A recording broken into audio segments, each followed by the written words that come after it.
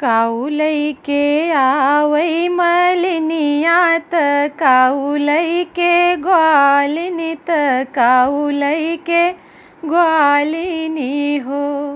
बहिनी काऊ लैके आवै कावनी देई छठी माई के पूजई छठी माई के पूजई हो।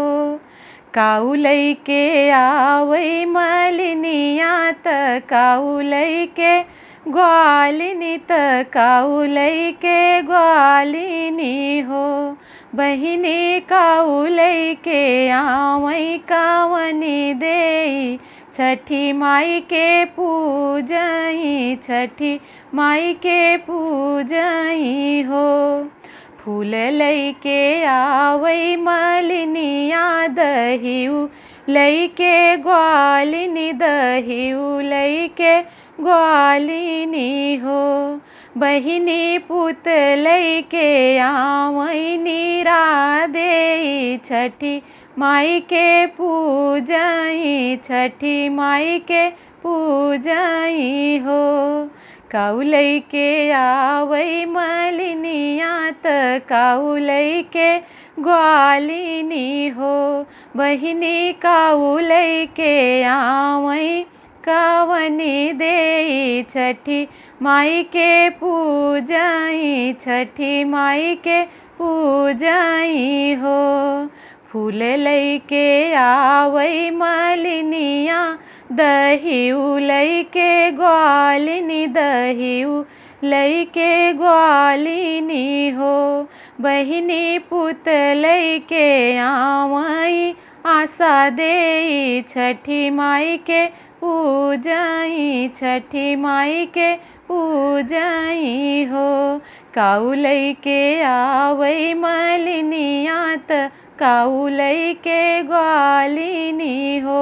बहिनी काऊ लैके आवै कावनी देई छठी माई के पूजई हो। फूल लैके आवै मलिनिया दहिऊ लैके ग्वालिनी दहिऊ लैके ग्वालिनी हो। बहिनी पुत लैके आवै ममता देई छठी माई के पूजई छठी माई के पूजई हो।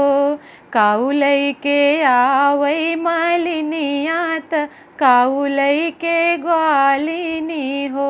बहिनी काऊ लैके आवै कावनी देई छठी माई के पूजई छठी माई के पूजई हो।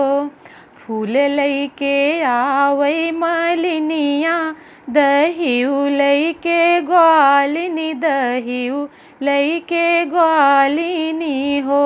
बहिनी पुत लैके आवै उमा देई छठी माई के पूजई छठी माई के पूजई हो।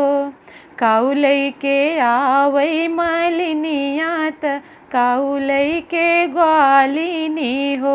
बहिनी काऊ लैके आवै कावनी देई छठी माई के पूजई छठी माई के पूजई हो। फूल लैके आवै मलिनिया दहिऊ लैके ग्वालिनी दहिऊ लैके ग्वालिनी हो। बहिनी पुत लैके आवै अंजू देई छठी माई के पूजई छठी माई के पूजई हो। काऊ लैके आवै मलिनिया त काऊ लैके ग्वालिनी हो। बहिनी काऊ लैके आवै कावनी देई छठी माई के पूजई छठी माई के पूजई हो। इसी प्रकार से जितनी औरतें वहाँ पूजा में सम्मिलित रहेंगी सबका नाम लेके इस गीत को इस सोहर को आप लोग गाइएगा। बोलो छठी मैया की जय।